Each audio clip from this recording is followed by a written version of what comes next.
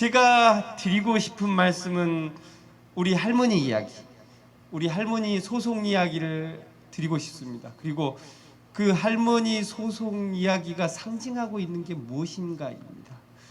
이 할머니 소송에 대해서 일본이 무엇을 이야기하고 있는가가 이 소송이 상징하고 있는 바인 것 같습니다. 저희가 할머니에 대해서, 우리 할머니가 아까 이국은 대표께서 말씀하셨듯이 14살, 15살 어린 나이에 일본 선생, 헌병, 교장에게 속아서 일본 군수공장에 가서 강제로 일하고 돈 한 푼 못 받고 돌아온 거에 대해서, 그리고 우리나라에 돌아와서도 이 과부장적인 대한민국 사회에서 소외받고 배제받고 고통받았던 그런 삶의 원한에 대해서, 고통에 대해서 가해자인 일본, 강제동원 기업 불법행위했으니 위자료 내놔라, 정신적 고통을 배상해달라는 소송을 진행하고 있습니다. 양금덕 할머니 2012년 10월에 소송 제기해가지고 2018년 11월 말에 대법원 승소 판결까지 받으셨죠. 우리나라 대법원은 전범기업은 할머니에게 손해배상을 해라라고 명령을 했습니다. 그러나 아직 손해배상은 이루어지지 않고 있는 안타까운 현실입니다. 여기서 제가 드리고 싶은 상징이라는 것은 일본의 항변입니다. 우리의 할머니의 이 위자료 청구권은 한일 청구권 협정으로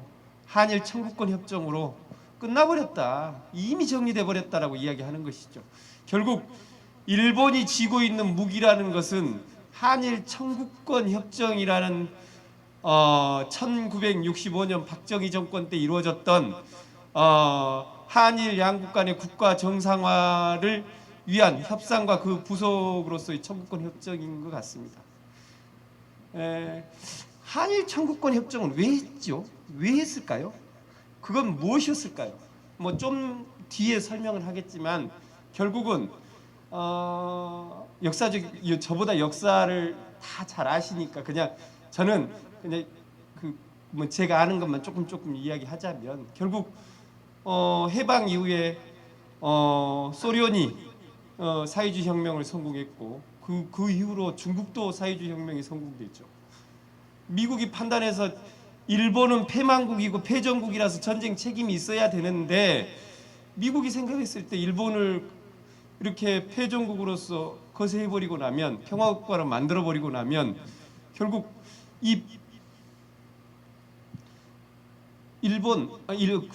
중국과 소련과의 이 전략적 분쟁선들을 어떻게 해결할지 이렇게 전략이 서지 않은 것이죠. 그래서 그들이 생각이 났던 것은 한미일 동맹으로 동북아시아를 막아보자, 이런 것이었던 것 같습니다. 그래서 일본을 패망국가에서 다시 전쟁국가로, 그 다음에 이 냉전의 분쟁선을 지키는 군수병창기지로 만들어버리죠. 그리고 일본은 전쟁 배상금을 전혀 지급하지 않아도 된다는 내용의 샌프란시스코 협정을 합니다. 그 협정 다음에 했던 것이 한일 국교 정상화인 것이거든요. 무엇이냐? 한일 청구권 협정, 한일 기본 협약의 핵심은 냉전을 만들어내는, 냉전을 유지하는 핵심적인 조약이었던 것입니다. 그 냉전에 대한 이야기를 하고 싶습니다. 약간 좀 돌아와서 이 냉전에 대한 이야기를 하면서, 요즘 전광훈 목사 많이 보이죠? 전광훈 목사하고 종교인들이라고 봐야 되는지 신도라고 봐야 되는지 모르겠는데, 제가 떠오른 그들의 지금의 행태는 해방 이후 서울 그리고 우리나라 전역에서 있었던 서북 청년단의 행태와 다르지 않은 것 같습니다. 역사는 반복되죠. 비슷한 형태로. 그러나 양상은 달리 나타나는 것 같습니다. 사실 서북 청년단이 상당 부분 반공 기독교 세력들이 결집해서 남한 사회에서 어떤 일종의 세력을 만들어 나가죠. 그 가장 중요한 정치적 세력은 이승만이었고, 이승만은 그 서북 청년단을 앞세워서 정치적인 마타도하고 폭력을 행사하고 정치적 반대파들, 그러니까 민족주의 인사들, 그리고 뭐 진보주의 인사들 다 척결하고 했던 것인데, 그 지금 정광훈 일당들이 하는 것이 크게 다르지는 않은 것 같아요. 다르다면 양상은 달라진 것 같습니다. 그때는 냉전의 시작이었다면 지금은 냉전의 마지막이지 않나 싶어요. 되게 신기한 모습을 봤는데, 저희 아들, 딸이 중학생, 초등학생이거든요. 얘들이 이걸 보면서 이들의 행태를 이해를 못하는 거예요. 왜 저렇게 하지? 그러니까 도저히 상식적으로는 납득할 수 없는 짓을 하는 거죠. 결국은 상식적으로 납득할 수 없다는 것은 적어도 미래 세대인 이 청소년들은 그들을 이해할 수 없고 그들하고 함께 할 수 없다는 것이고, 역사적으로 앞으로 그들이 지키고자 하는 그런 냉전들은 철저하게 이제 밖으로 내몰릴 수밖에 없는 것 같습니다. 상식의 바깥에 있기 때문에. 정의가 무엇인지, 뭐 옳고 그른 게 무엇인지를 떠나서 상식과 도덕의 바깥에서 있는 자들의 행태니까 아마도 그럴 것 같은데, 제가 이 양금덕 할머니 사진을 올려놓은 건 그렇습니다. 이 역사에 철저히 가려졌던 이 한일 청구권 협정이라는 애매모호한 조약으로 해서 그동안 일본도 우리나라도 무시했던 역사를 내가 그러한 실질적인 피해자이고 증인이라고 선회해 주신 분이 양금덕 할머니이시거든요. 결국 냉전을 깨트린 또 하나의 증인이지 않나 싶습니다. 그래서 이렇게 냉전이 흔들리고 있는데 언제 그런 날들이 올까? 그런 이야기 좀 해보고 싶었어요. 근데 언제 그런 날이 올지는 잘은 모르겠습니다. 제가 뭐 역사학자도 아니고 사회학자도 아닌데, 다만 우리가 왜 이 근로정신대 싸움, 강제동원 싸움을 하고 있을까를 생각해봤을 때, 이기기 위해서라기보다는 잊지 않기 위해서, 할머니의 삶을 잊지 않고 우리가 고통받았던 삶을 잊지 않고 우리의 역사를 잊지 않기 위해서가 아마도 우리의 싸움의 이유이지 않을까 싶습니다. 만약에 이기기 위해서였다면 이기지 못한 이 현실, 10년 동안 소송을 해도 아직 결과를 보지 못한 이 현실에 좌절할 수도 있겠죠. 그러나 잊지 않기 위해서, 똑같은 역사를 반복하지 않기 위해서 이 소송도 하고 우리 시민모임 활동도 하고 있다고 생각하면 우리의 싸움은 계속 발전해 나가고 있고 좀 더 좋은, 우리가 바라는 그런 모습으로 가고 있다라는 이야기를 하고 싶습니다. 이야기가 길었는데요. 뭐 역사가 반복된다는 것, 그 반복이 되지만 똑같은 양상은 아니라는 것, 냉전의 시대는 물 건너가고 있다는 것이, 일단 미국이 패권 국가로서의 맹주 역할을 하기 싫다라고 하잖아요. 돈 줘야 한다는 거잖아요. 뭐 그런 이야기들을 여기저기서 그런 신호들은 오고 있는 것 같습니다. 제가 소송을, 양금덕 할머니를 만난 건 저는 2009년인 것 같아요. 2009년 10월경이었나요? 9월경이었는지 모르겠어요. 아무튼 민변의 이상갑 지부장님이 이런 분이 있고 이런 이야기가 있다. 그게 근로정신대라는 것인데 그 할머니들을 돕는 1인 시위를 하자라는 말씀을 하셔가지고, 그래 그러면 할머니들을 위해서 함께 하는 건 좋은 일이지라고 하면서 그때는 소송 생각도 하지 않았죠. 소송을 할 건 생각도 못하고 그 1인 시위에 참여했던 것이 그 첫 걸음이었던 것 같습니다. 아마 그때부터 시작해서 소송을 한 10년 넘게 해야 된다고 생각했으면 그때 1인 시위 안 났을지도 모를 것 같은데 역시 다 알지 못하는 것이 뭐 힘이 되지 않았나 싶기는 한데 이거 말이 되는 이야기인가요? 그렇습니다. 이제 이런 시위를 하고 이제 이상갑 변호사님은 이제 이런 시위 이후에 이제 일본 미쯔비시 중공업에 끊임없이 가가지고 또 협상도 하시고 저는 뒤에서 이제 주로 실무적인 역할을 맡고 있었죠. 그러다가 이제 2012년 5월달에 대법원 판결이 하나 나오면서 우리 할머니도 이 소송과 같은 소송을 하면 좋겠다라고 해서 2012년 10월에 이제 우리도 소송을 제기했던 것 같습니다. 그때 소송을 시작하면서 저는 철저하게 그 카메라 앵글 밖에 있는 사람으로서 남고 싶었고 그냥 뒤에서 이상갑 변호사님이 하는 혹은 선배 변호사님들이 하는 그런 소송의 지원자로서의 역할을 했으면 좋겠다라고 생각해서 늘 카메라 앵글 밖에 있었는데 갑자기 그 이러저러한 분들이 빠져나오고 제가 이제 이 마이크를 잡아야 되는 그리고 양금덕 할머니 소송도 하고 있고 또 그 이후에 근로정신대 2차 소송, 3차 소송도 하고 있고요.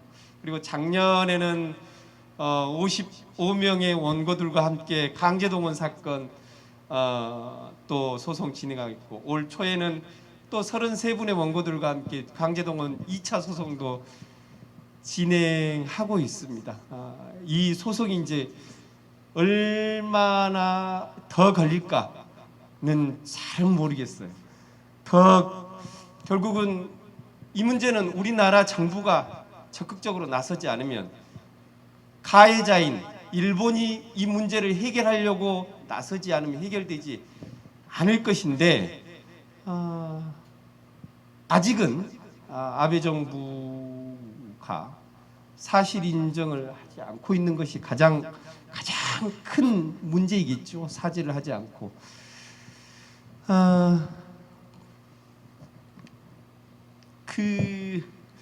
그렇습니다. 그러나 우리의 소송이라는 것이 이 소송으로서 하나 판결을 받아나가는 것도 중요하지만 이 판결을 받지 못하는 소송에 참여하지 못하는 그런 강제동원 피해자들 아까 이국원 대표님 말했던 거의 100만 명에 가까운 강제동원 피해자들이 있고 그들 중에 상당 부분은 배상을 받아야 될 할머니하고 양금덕 할머니하고 거의 비슷한 상황에 있는 분들인데 그 문제를 소송으로만 해결할 수 있는 것이냐 이 문제를 일본 정부가 일본 강제동원 기업이 해결하지 않는다면 결국 우리의 소송은 멈출 수 없는 거 아니냐 계속 끌고 갈 수밖에 없는 거 아니냐 이런 생각인 겁니다. 최근에 기사들을 보면 거꾸로 보면 이제 여러분들 좀 아실런지 모르겠지만 8월 4일부터 일본 제철을 상대로 한 소송의 판결문을 가지고 주식의 강제 집행을 하고 있는데 그 강제 집행 그 서류들을 송달을 했거든요. 근데 그 서류를 더 이상 송달이 안 되니까 공시 송달로 진행하고자 결정이 났어요. 그게 언제냐면 2020년 6월 4일 날. 그래서 2달의 시간이 흘렀습니다. 그래서 이 강제 집행은 이제 서류가 송달된 것으로 됐어요. 2달이 지났기 때문에. 우리 법원은 이제 이 주식에 대해서 언제든지 매각 절차, 매각 명령 결정을 하면 되는 상황입니다. 근데 여기에는 빠져 있지만 이 일본 제철은 요 효력이 발생하려고 하자 8월 2일 날 항고를 해버려요. 재판에 잽싸게 그동안 서류를 안 받고 요리조리 계속 빠져나가다가 공시송달 효력이 임박하자 8월 1일 날 압류민 매각명령에 대해서 항고를 합니다. 지연시키겠다는 거죠. 끝까지 버텨보겠다라는 게 일본 전략인 것 같습니다.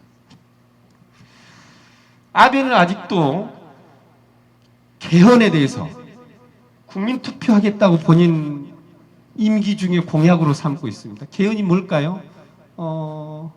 평화헌법 개정하겠다는 거죠. 무장하겠다는 겁니다. 일본이 동북아의 패권 국가로 나서겠다라는 것이죠.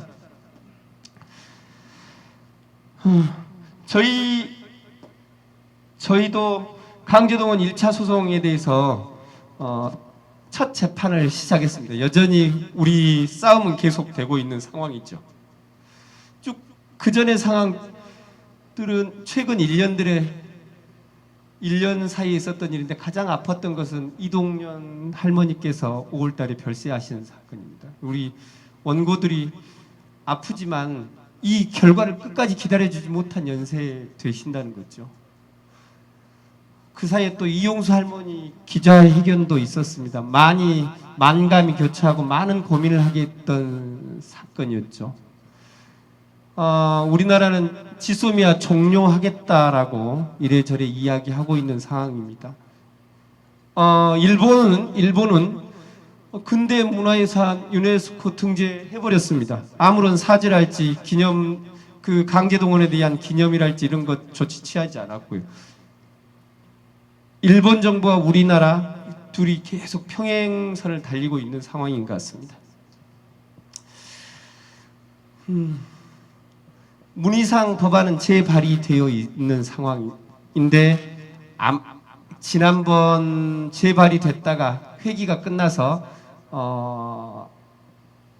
이미 폐기됐고 다시 비슷한 안을 재발의하겠다라고 하는 사람은 있는 것 같습니다. 우리는 지소미아 이제 중단하겠다고 하는 거고 일본은 이제 2차 무역 보복을 하겠다고 하고 있는 상황인 것 같습니다. 일본은 똑같이 이야기하고 있죠. 강제동원 판결 문제는 한국 정부가 해결해라 라고 하고 있습니다. 일본의 일관된 입장인 것 같습니다. 얼마 전에 이국원 대표께서 정부 관계자를 만나봤다라는 이야기가 있는데 그런 부분들도 이미 일본 정부에서 뭐 새로운 안을 내놓거나 그러지 않고 이 강제동원 문제는 한국 정부가 안을 내놔야 된다는 것이 작년, 올해 뭐 변하지 않고 있는 입장인 것 같습니다. 재산만 매각돼봐라. 보복 크게 하겠다라는 것이고요. 북한하고의 관계도 나빠지고 있고 윤미향 씨 사태 이후로 우리 강제동원 문제에 대해서 싸우고 있는 사람들끼리의 입장도 일관적이지 않고 있는 것 같습니다. 쉽지 않은 일이라는 거죠. 일본은 실은 아베 정권은 지금 흔들흔들하고 있는 상황인 것 같습니다. 최근에 아베 측근이 여러 가지 뭐 뇌물 문제로 구속되고 있는 상황이고요. 코로나 책임 있고 올림픽은 내년에도 개최되지 못할 것 같다라는 이야기가 나오고 있고요.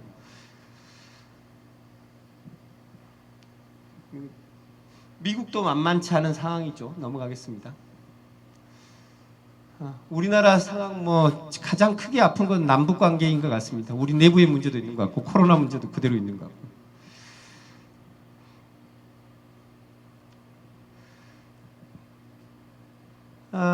강제동원 문제에 대해서 어떤 일을 해야 되나 계속 강제동원 문제를 가지고 지난번에 8월 15일 날 광복 회장께서 여러 가지 이야기를 하셨죠. 가장 크게는 친일 청산을 해야 된다. 그리고 우리 교수님께서 늘 이야기하고 있는 국민묘역에 있는 친일 분자들의 묘역에 대해서는 파묘해야 된다는 취지의 이야기들을 똑같이 했는데 뭐 보수주의자들, 우익주의자들은 그거에 대해서 학을 떨고 있죠. 일본은 그대로 사실 인정을 하지 않고 있습니다. 그런 상황에서 판결은 계속되고 있는 거죠. 우리가 봤던 2018년에 있던 강제동원 전원 합의체 판결의 역사적인 시작과 끝입니다. 아직도 진행 중에 있죠. 1997년에 오사카 지방재판소에서 재판을 시작했습니다. 양금덕 할머니는 그 2년 뒤에 재판을 시작하셨고요. 우리나라에서 2005년에 재판을 해서 2012년에 대법원 파기환송심이 있었고 2018년에 전원 합의체 판결이 있었죠. 그리고 일본 제철은 강제 집행에 대해서 항구하고 있는 상황입니다.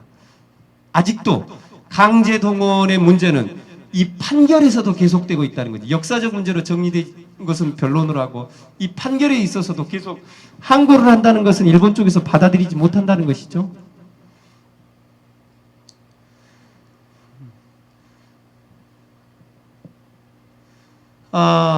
윤택 그 할아버지 재판을 하면서 가장 중요했던 것은 2012년 파기환송 재판이었던 것 같습니다. 그동안 우리나라 대법원 그다음에 지방법원 모두 강제동원 사건에서 패소 판결을 내리는 게 거의 뭐 대부분이었죠. 2012년 이전에는 일본 판결하고 거의 뭐 내용도 똑같고 소멸시효 지났다랄지 한일 청구권 협정으로 모두 끝나버렸다는 것이 일본 판결이나 우리 판결이나 거의 비슷비슷하게 지나갔습니다. 근데 김능환 대법관이 사후에 말씀하시기를 독립운동을 하는 심정으로 그 판결문을 썼다고 합니다. 나중에 양승태 대법원장이 이야기합니다. 김능환 대법관이 대법관 누구에게도 이야기하지 않고 몰래 그 판결을 써버렸다. 우리 몰랐다. 만약에 알았으면 그렇게 판결 못 쓰게 막았을 것인데 라는 이야기를 하면서 대법원에서 재판 거래를 하고 이 판결을 왜곡하고 지연시켰던 게 있습니다. 그만큼 이 김능환 대법관이 이 판결을 썼을 때는 아무도 예상을 못했던 거죠. 대법원에 있는 동료 대법관도 몰랐으니까. 그런 판결이 나오고 나서 우리의 역사는 달라지기 시작했다는 겁니다. 역사가 달라졌다는 것은 무엇이냐? 대한민국 그동안 사법부, 행정부, 입법부에서 강제동원 피해자 문제에 대해서 일본이 해결해 준 적이 없다라는 공식적인 문서나 말을 해본 적이 없는데 처음으로 대법원이 사법부가 강제동원 문제는 해결되지 않았다. 그거 강제동원 기업이 해결해야 된다. 전범기업이 해결해야 된다. 손해배상 해야 된다는 걸 처음으로 공식 문서화하는 것입니다. 역사의 첫 장이 생긴 거죠. 근데 그날 그 법정에는 아무도 없었다고 합니다. 대리인도 없었고 피해자도 없었고요. 아무도 없는 법정에서 나중에 신문 속보를 보고 다들 알고 모이고 했다는 뒤 일화도 있고 김능환 대법관께서는 나중에 인터뷰하면서 설마 하니 아무도 없을 줄은 몰랐다 라는 이야기도 했던 것 같습니다.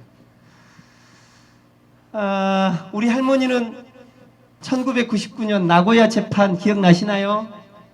나고야에서 처음으로 재판 시작하셨죠. 아까 이국원 대표께서 계속 말씀하셨지만 판판이 져 나갑니다. 그리고 이 2007년이 아니라 2008년에 최고재판소에서 기각했죠. 그리고 많이 우셨죠.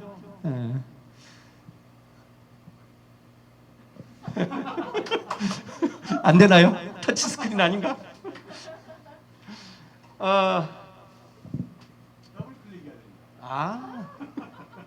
욕을 내야 되나요?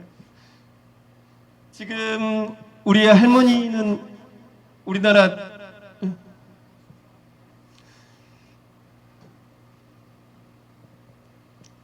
소송 쭉 보죠. 2018년 11월 29일 날 할머니 승소 판결 받았고요. 저희가 2019년 3월 23일 날 미쯔비시 중공업의 국내 자산을 압류를 신청합니다. 그 압류한 재산은 미쯔비시 중공업의 상표권 그리고 2건 그리고 특허 6건입니다. 사실 지금 현재 일본 제철에 대한 주식은 팔아도 큰 기업에 미치는 영향은 별로 없을 겁니다. 그만큼의 돈이 없어진다고 생각하지만 만약에 양금덕 할머니가 진행하고 있는 이 압류 및 매각 명령이 진행돼서 일본 기업의 상표가 사라진다면 일본은 그 상표를 사용할 수 없겠죠.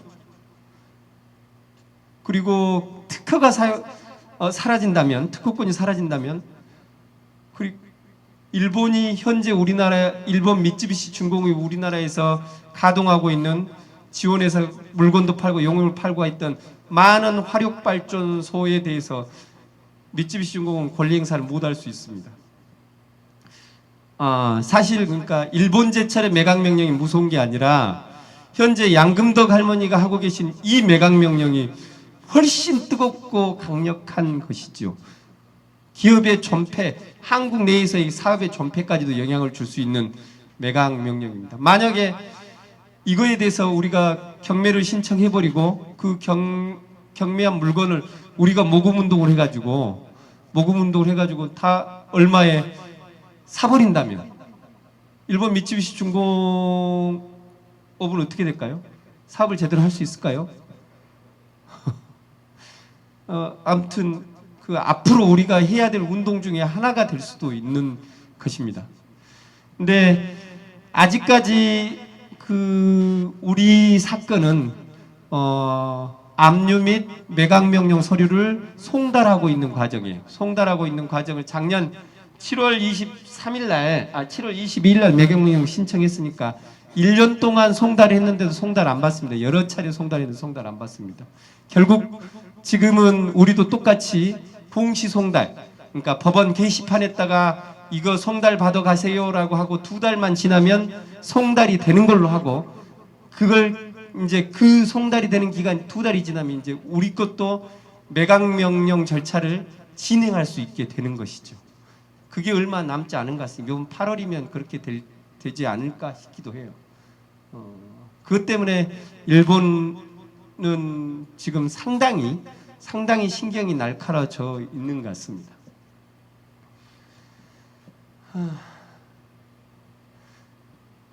그 양금덕 할머니 재판이 2012년 10월에 시작했는데 판결이 2018년 11월에 났으니 6년이 넘었죠. 6년 동안 희한한 경험을 많이 했습니다. 1심 재판, 2심 재판은 그 1년, 2년 뭐 이렇게 해서 금방금방 지나갔는데, 대부분의 이 사건이 올라갔는데 3년 내내 묵혀서 진행이 안 되는 거예요.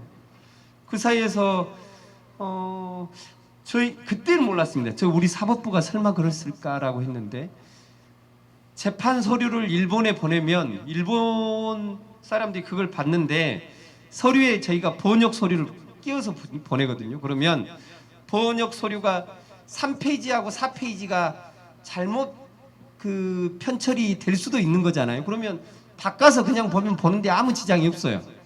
근데 요 3페이지하고 4페이지가 바꾸어져서 편철이 돼 있다, 이거 못 받겠다라고 반송시키고요. 또 다시 보내면 번역한 글자 중에 맨 마지막 글자 토가 세자가 틀렸다, 요거 못 받겠다라고 하고 반송시킵니다. 이렇게 하면서 재판이 진행돼요. 또 그러면서 설마 우리나라 사법부가 여기에 관여를 했을까라고 했는데, 나중에 알고 보니 양승태 대법원장이라는 사람이 이런 거죠.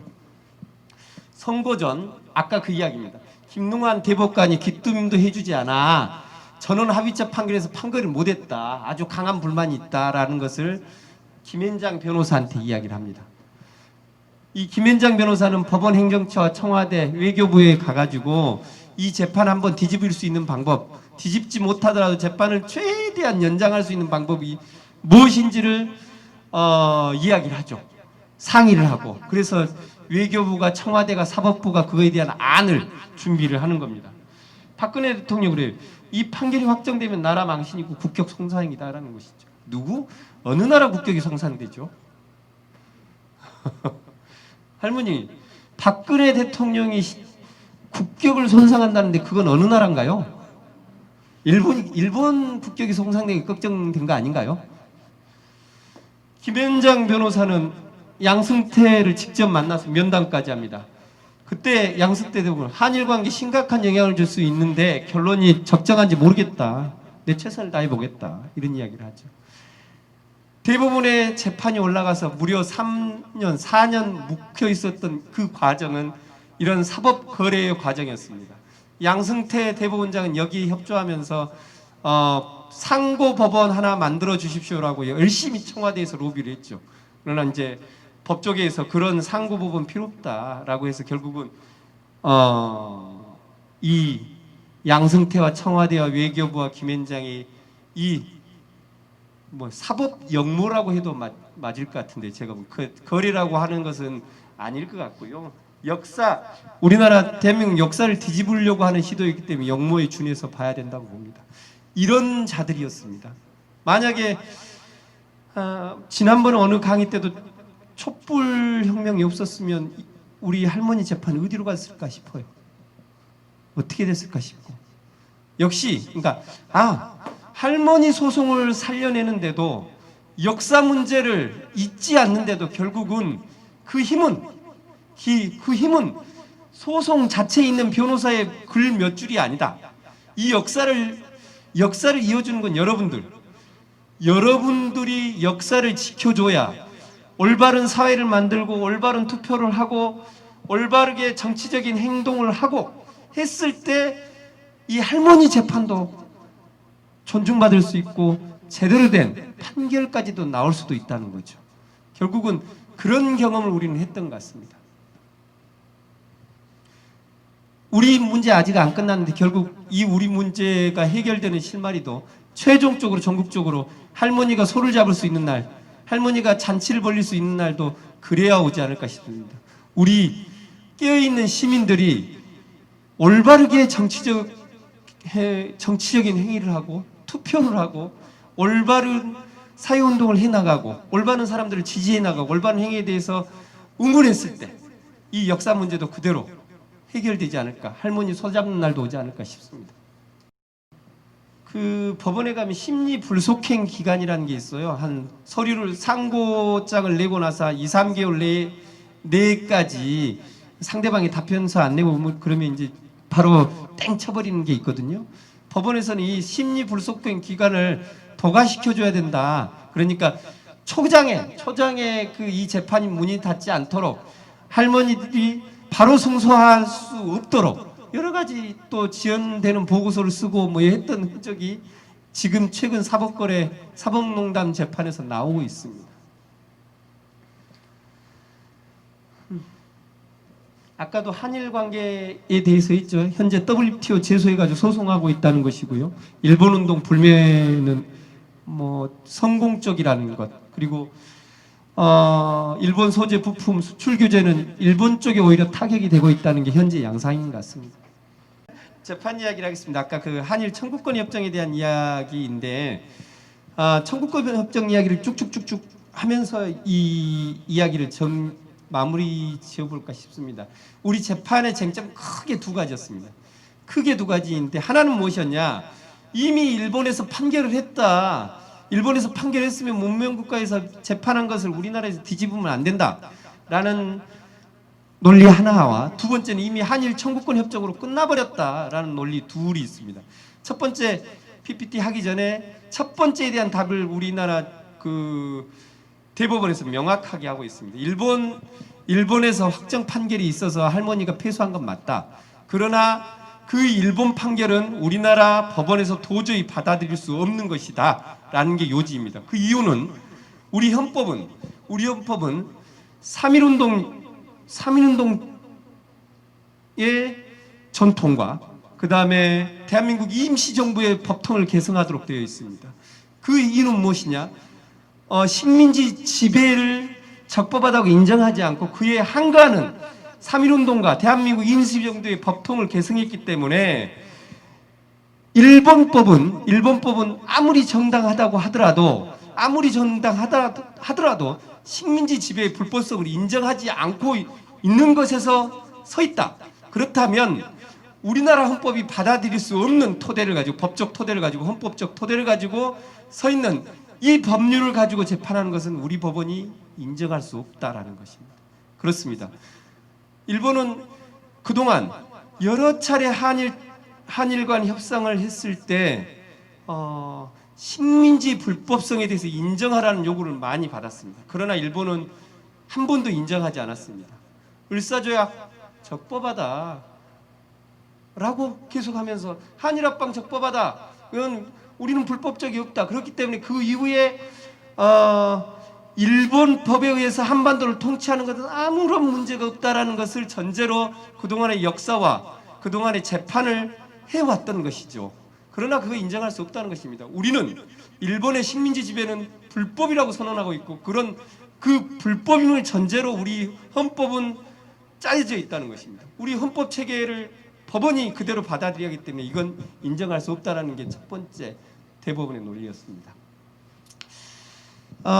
한일 청구권 협정에 대한 이야기는 아까도 이야기했지만 한일 청구권 협정은 샌프란시스코 협약 때문에 만들어졌다는 것이고, 그 샌프란시스코 협약은 한미일 동맹으로 사회주의가 남하하는 걸 막기 위한 냉전 전선이었다라는 것이죠. 그 냉전 전선에 대해서 한일 청구권 협정으로 그 조약을 마무리 지어버린 거죠. 근데 그 한일 청구권 협정 안에는 이런 문구가 있습니다. 그 한일 양국가와 국민들 사이에 있는 모든 청구권은 다 이걸로 정리된 걸로 한다라는 게 있습니다. 그 청구권의 내용은 무엇이냐라면 내가 받아야 될 임금, 내가 상대국에다 놓고 온 재산, 내가 상대방 은행에다 놓고 온 뭐 예금, 뭐 이런 것들 재산적인 문제였거든요. 그 문제에 대해서 최종적으로 정리하는 건 맞는데, 우리 양금덕 할머니가 청구한 것은 임금이 아니에요. 임금이 아니에요. 놓고 온 재산을 달라는 것도 아니고 임금 퇴직금 달라는 것도 아닙니다. 불법 행위에 의한 손해배상 청구권입니다. 이거에 대해서 우리가 1960년, 61년 정도에 우리 정부에서 일본한테 이거 불법 행위에 의한 손해배상 해달라, 강제동원 피해자들에 대해서 배상해달라고 했더니 일본은 그렇습니다. 우리 그런 적 없다. 강제동원 한 적 없고, 강제동원한 사실이 있다면 너네들이 명단을 제출해봐라 라고 하는 거죠. 어떻게 명단이 있을 수 있겠습니까? 위안부 문제는 전혀 없었던 이야기고요. 강제징용은 뻔히 다녀온 거 다 알면서도 너네들이 명단을 내놓지 않으면 나는 이 협상에 전혀 응할 수 없다는 것이었죠. 근로정신대 문제는 사실은 한일 양국 간에 언급된 적도 없습니다. 할머니가 소송하기 전에 일본에서 소송했을 때 비로소 한일 양국 간에 언급되기 시작한 문제였죠. 어떻게 이 문제가 그 한일 청구권 협정 안에 들어있겠습니까? 우리 법원은 그걸 선언하는 겁니다. 논의된 적도 없다. 논의된 적도 없고, 그 내용은 반인륜적 전쟁 범죄에 관한 불법 행위이기 때문에 이런 한일 청구권 협정으로 해결될 수 없다라는 것을 명시하고 있습니다. 또한 어떻게 국가가 개인의 권리를 함부로 포기하고 없애버리고 할 수 있겠냐? 그건 개인만이, 권리의 주체인 양금덕 할머니가 내가 이걸 안 받겠다고 해야 비로소 끝나는 것이다 라는 것입니다. 그런 것이 이 한일 청구권 협정에 대한 문제여서 우리나라 대법원은 방금 했던 논리로서 너희들이 한일 청구권 협정으로 끝났다는 이 문제는 전혀 끝나지 않았다라고 이야기하는 것이죠. 즉 한일 청구권 협정이 그동안 지키고 있던 냉전의 분쟁선에 대해서 그 분쟁선에서 서서 일본은 마치 모든 것이 해결된 것처럼 우리나라 정부는 아무것도 일본 정부에 묻지도 따지지도 않았던 그 애매모호한 상황을 최초로 정리한 것입니다. 이것만 한번 보고 싶어요. 그 일본이 우리나라에게 준 돈이라는 게 얼마였죠? 얼마? 무상 3억, 유상 2억, 그죠? 무상. 그리고 뭐 근데 그것도 일시금으로 주는 건가요? 10년 동안 주기로 한 거죠? 또 분할로 지급만 한 것이 아니라 그건 현금으로 주라는 것이 아니라 재화와 용역, 물건과 용역으로 갖다 준다는 것이죠. 그러니까 결국은 미쯔비시 중공업이 와가지고 공장 설계해주고 미쯔비시 중공업 자재 갖다가 공장 지어주면 그걸로 끝나는 겁니다. 10년 동안. 더 재밌었던 것은 재밌다고 해야 되나요? 웃기는 것은 다른 이야기는 좀 하고요. 6.25 전쟁이 발발했습니다. 6.25 전쟁이 발발하고 그때 일본의 외환 보유고는 1억이었답니다. 1억 달러였겠죠. 근데 6.25 전쟁이 발박을 하고 나서 그 이후에 딱 1년 지나서 9억으로 뛰었습니다. 6.25 전쟁 몇 년 동안 지속됐죠? 3년이 넘었나요?